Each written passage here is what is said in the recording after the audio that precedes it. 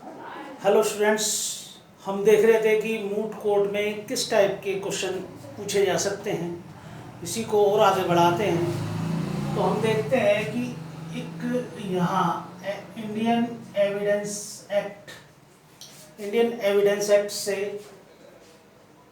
जो 1872 का है, एक पूछ लेता है burden of proof. Burden of proof, ठीक है, ये कहाँ है? अगर इसका देखें सेक्शन, इसका मेन है 101 और 102, यानी कि दो चीजें,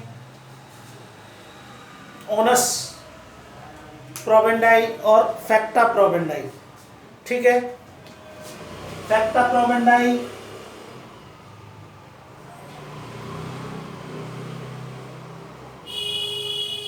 ये कहाँ है? ये 101 में, और ओनस प्रोबेंडाई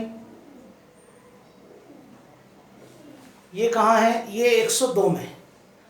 फैक्टा प्रोबेंडाई क्या कहता है कि बर्डन ऑफ प्रूफ उस व्यक्ति के ऊपर होगा जो डिजायर करता है किसकी? जजमेंट की।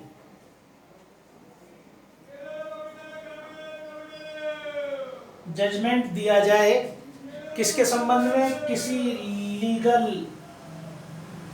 राइट के संबंध में या लीगल लायबिलिटीज के संबंध में। कोई जजमेंट दिया जाए लीगल राइट या लीगल लायबिलिटी के संबंध में, और वो फैक्ट जिनको उसने एजर्ट किया है, जिस पर वो विश्वास करता है, तो बर्डन ऑफ प्रूफ किसके ऊपर होगा? बर्डन ऑफ प्रूफ उस व्यक्ति के ऊपर होगा जो डिजायर करता है, जो ये चाहता है कि कोर्ट उसके संबंध में जजमेंट दे। ठीक है, जैसे कि ए ने बी से कहा, ए ने, कोर्ट कहता है कि बी ने मर्डर किया है, तो ये बर्डन ऑफ प्रूफ ए के ऊपर होगा कि वो पहले ये दिखाए कि बी ने मर्डर किया है। ठीक है, हम बी से ये नहीं कहेंगे, वो ये दिखाएगा कि उसने मर्डर नहीं किया है। नहीं, क्योंकि इसके पीछे रीजन क्या है? क्योंकि चीज़ों को पॉजिटिव प्रूफ करना आसान होता है रेदर देन नेगेटिव। ठीक है, तो बर्डन ऑफ प्रूफ जो सिविल मामले होते हैं उनके ऊपर किस पर होता है? प्लेंटिफ पर। और क्रिमिनल मामलों में प्रोसिक्यूशन के ऊपर। ठीक है, प्रोसिक्यूशन के ऊपर। तो बर्डन ऑफ प्रूफ हमेशा, और ये हमेशा कैसा रहता है? स्थिर रहता है। यानी कि जब जो भी कोई केस लेकर के आएगा, बर्डन ऑफ प्रूफ उसी के ऊपर होगा। क्रिमिनल मामले में प्रोसिक्यूशन के ऊपर, या कंप्लेंट कोई आई है तो कंप्लेनेंट के ऊपर, और सिविल मामलों में प्लेंटिफ के ऊपर। ये इनिशियल बर्डन ऑफ प्रूफ है और ये हमेशा स्थिर रहता है, कभी भी चेंज नहीं होता है। ठीक है, दूसरा आता है ऑनेस प्रोबेंडाई। ऑनेस प्रोबेंडाई में क्या है? ये एक विधिक युक्ति है, लीगल डिवाइस है। क्या कि किसी स्टेज पर ये जानने का कि बर्डन ऑफ प्रूफ किस व्यक्ति के ऊपर है, बर्डन ऑफ प्रूफ किस व्यक्ति के ऊपर है, ये बात को जानने का। ठीक है, मान लीजिए कोई केस चल रहा है, ठीक है, और दोनों तरफ से कोई भी अब एविडेंस नहीं देने को तैयार है, तो ये देखा जाएगा कि इस स्टेज पर अगर दोनों तरफ से एविडेंस न देने दिया जाए तो कौन हार जाएगा? जो हार जाएगा, ये ए बी। ठीक है, मान लीजिए ऐसी पोजीशन है कि ए हार जाएगा, अगर दोनों तरफ से किसी को भी एविडेंस ना देने दिया जाए तो ए हार जाएगा। तो बर्डन ऑफ प्रूफ किसके ऊपर होगा? बर्डन ऑफ प्रूफ ए के ऊपर होगा। मान लीजिए ए ने दे दिया, नेक्स्ट स्टेज पर अब बर्डन ऑफ प्रूफ किसके ऊपर आ गया? अब देखेंगे कि अब उसके एविडेंस देने के बाद अब अगर इस स्थिति में हो तो कौन हार जाएगा? मान लीजिए बी हार जाएगा, तो बर्डन ऑफ प्रूफ किसके ऊपर है? बी के ऊपर है। तो ये देखा जाता है कि किसी स्टेज पर अगर दोनों ओर से किसी को भी एविडेंस न देने दिया जाए तो कौन सी पार्टी हार जाएगी? जो पार्टी हार जाएगी, जिसका पलड़ा हल्का होगा, बर्डन ऑफ प्रूफ उसी के ऊपर होता है। ठीक है, इसमें इससे आगे 103, 4, 5, 6, 7, 8, 9, 10, 11, 12, 13, 14, ठीक है, यहाँ तक है वो ओनस प्रोबेंडाई के विशिष्ट उदाहरण हैं। ठीक है, उनको हम नहीं देखते हैं जनरली, वो आपसे बर्डन ऑफ प्रूफ की, आप जानते भी हैं बर्डन ऑफ प्रूफ है क्या या क्या नहीं। ठीक है, तो उसके लिए बर्डन ऑफ प्रूफ, ठीक है,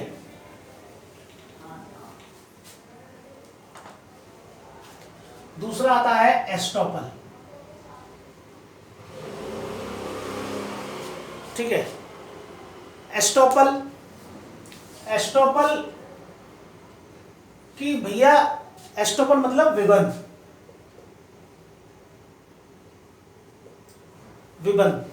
विबंध में क्या है? ये कहता है कि आप एक ही चीज पर एक ही सांस में हाँ या ना, एक ही बात पर हाँ और ना दोनों बातें नहीं कह सकते। ठीक है, और ये सिविल मामलों में ही अप्लाई होता है, क्रिमिनल मामलों में नहीं। मान लीजिए आपने अपने किसी एक्ट से या किसी डिक्लेरेशन से किसी दूसरे व्यक्ति को ये मानने के लिए, ये बिलीव करने के लिए बेईमानी पूर्वक इंस्टिगेट किया है कि कोई बात सत्य है, और उसने उस बात पर विश्वास करते हुए अपनी स्थिति में परिवर्तन कर लिया, तो अब आपको बाद में उस बात को डिनाई नहीं करने दिया जाएगा, आपको रोक दिया जाएगा, आपके ऊपर एस्टॉपल लागू हो जाएगा। ठीक है, इसमें एक एग्जाम्पल है कि मान लीजिए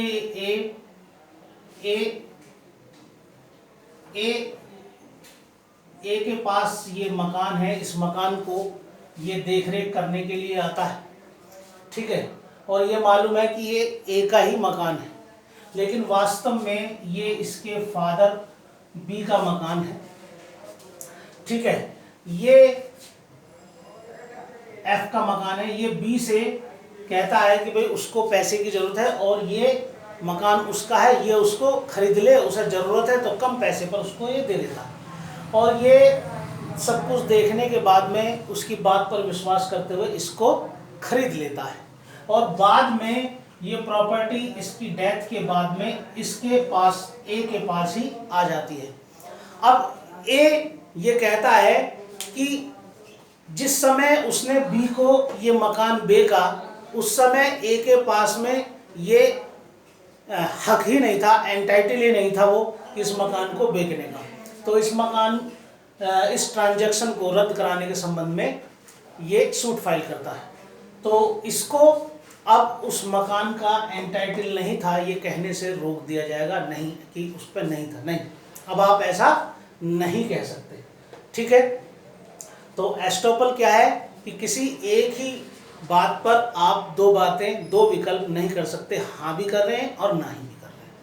ठीक है, इस तरीके से आपको नहीं कहने दिया जाएगा। ठीक है, एक आता है इसी में ही प्रोफेशनल कम्युनिकेशन।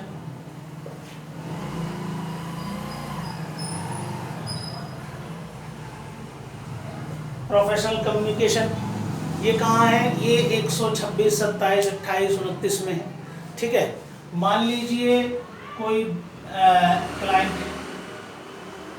क्लाइंट ने किसी बैरिस्टर, एडवोकेट, वकील, ठीक है, अटॉर्नी जनरल, अटॉर्नी, इनको कोई अपनी सूचना दी, किसी संबंध में सूचना दी, तो इनके ऊपर ये बर्डन है कि ये इससे जो भी इनको जो सूचना मिली है उसको ये डिस्क्लोज नहीं करेंगे। ठीक है, इसको ये डिस्क्लोज नहीं करेंगे कि उसने उसको क्या सूचना दी, या ये बैरिस्टर, एडवोकेट, वकील या अटॉर्नी ने इस क्लाइंट को क्या राय दी, इसको भी डिस्क्लोज करने के लिए उनको बाउंड नहीं किया जाएगा। ये प्रोफेशनल कम्युनिकेशन है, ठीक है। नेक्स्ट आता है कि leading question.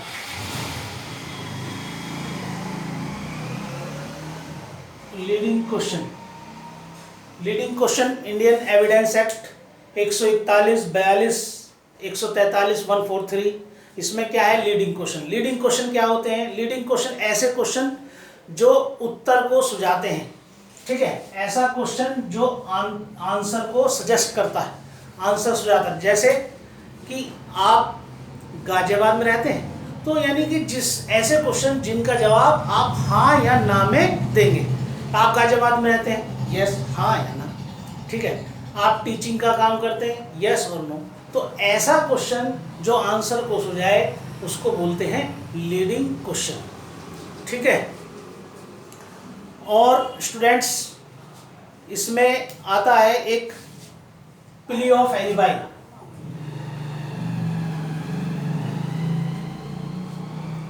Alibi, plea of alibi मतलब अन्यत्र होने का अभिवाद। आपसे ये कहा जा रहा है कि आपने उस समय ऑफेंस किया, तो आप ये कह रहे हैं कि नहीं, मैं उस समय यहाँ था ही नहीं, तो